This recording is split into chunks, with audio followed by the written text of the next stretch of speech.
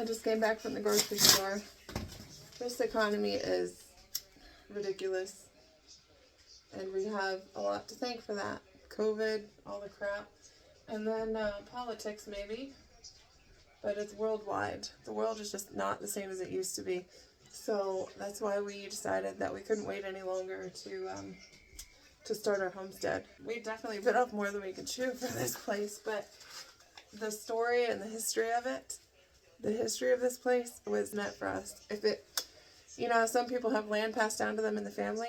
That didn't happen for us, but the family that was here before us, it feels like it was passed down to us spiritually, I could say. What I mean by that is, when we first came here, I knew there was something special about this place. And, you know, if you've shopped for houses, you know that you don't always get the one you like. You know, you don't always get the best one or the best deal. So sometimes you have to make sacrifices. But this place was meant for us. But the thing is, there were so many people here looking at this house. I thought, no way we're going to get it. So I kind of gave up on the house. But we love being outdoors, and there's forest. There's almost 7 acres, so I just wanted to explore the land and kind of see what was what. And so I went for a walk down here in this beautiful hollow, and there's a creek bed here, and it doesn't run all the time, but I was curious to see if it was running at the time. So we went down there, and there is this. I stumbled upon this beautiful path lined with moss-covered stones. When I looked at it, I literally felt the love that was in this land, and it just hit you. Like, I don't know if you've ever experienced this. It does sound kind of woo-woo, but it hit me what an honor it would be to be the next family to live here on this land and to love it this much. Like, they love that land so much that they gave it they made a walkway because they just, so anyway, it is kind of woo-woo. Call me Pocahontas if necessary, but I fell in love with the land first. And so living in our camper and waiting for our house to be done, it was no big deal. Because it gave us more time to be outside and to kind of be forced to really connect with the land. Because we didn't have our, creature comforts inside at the time. So it was literally the best time of my life to get to know this place. And to know for certain, beyond a shadow of a doubt, that this place was meant for us. We're the kind of people who do hard things for fun. We love working and making our own things and hunting and fishing and, just being outside as much as you can, even when it's not easy. When the weather's not great, And we knew after watching a lot of world events going on, 2020, that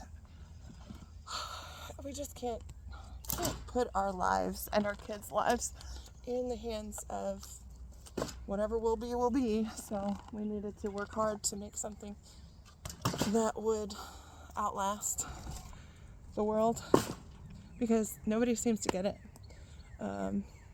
Nobody sees what's coming. I don't know how they're holding this all together so fake. It's so obvious that it's not sustainable.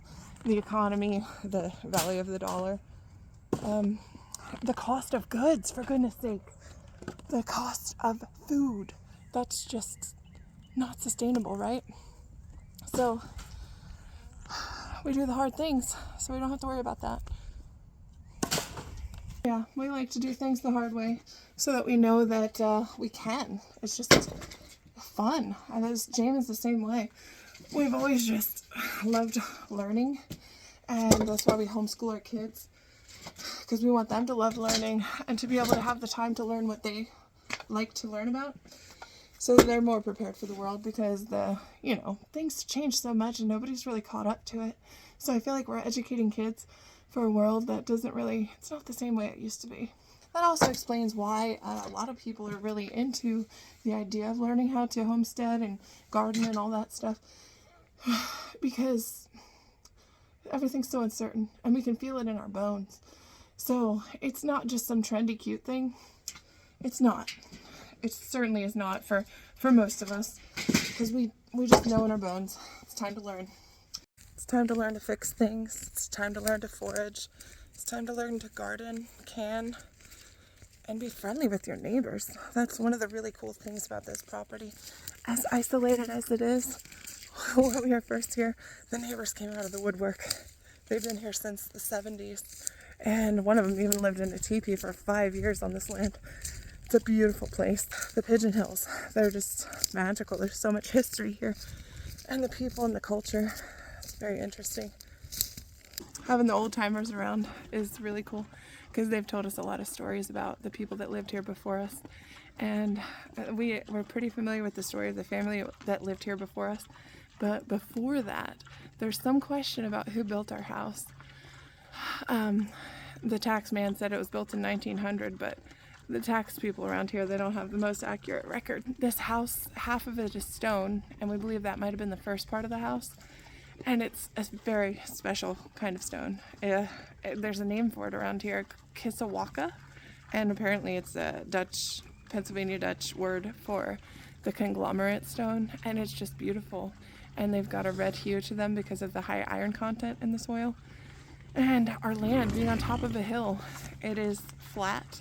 And this past year, our garden just was phenomenal. Obviously, a fallow land is going to do pretty well, but surprising on a mountaintop, I thought. We're really blessed.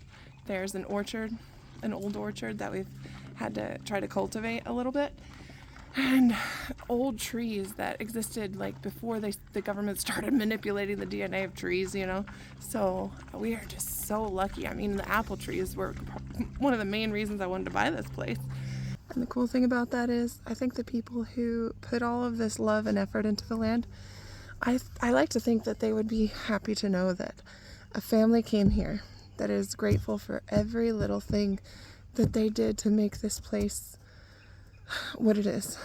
From the apple trees and the species that they mix together for pollination, and the beautiful stone path in the woods, and the people who originally built this house. When I look at these huge stones, they did that before tractors were around. So can you imagine?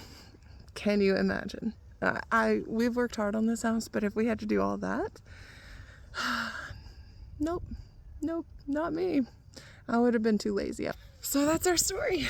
That's how we found the best place for us. And I wish everybody could get this. And before we could have it, instead of being jealous or anything like that and feeling, oh, poor me, but anytime somebody would get land in a beautiful place that they were happy with, I would just, man, I'm so glad they made it, you know? And we literally were kind of stuck in our normal house with half an acre and bad neighbors. And it really was hard. But the most important part of that journey was learning to be content. And at the time, we just cultivated our survival skills and our preparedness mindset and our minimalist and our frugality and our budget. And we just bettered ourselves. And somehow we are here now. And I hope everybody gets that, because it can be scary considering the crazy stuff that's going on in the world right now. It can be scary not to be able to branch out and raise your own meats and your own dairy goats. All that to say, if you want to do it, just do it. I know it's expensive and it's really hard to find property right now, but learn. The more you learn and the more you work towards it, the better chance of getting there, right? And you don't have to know everything. My God, I really do hesitate to make videos because we don't know jack squat, but we are the kind of people, we've turned our brains on and we're going to figure it out.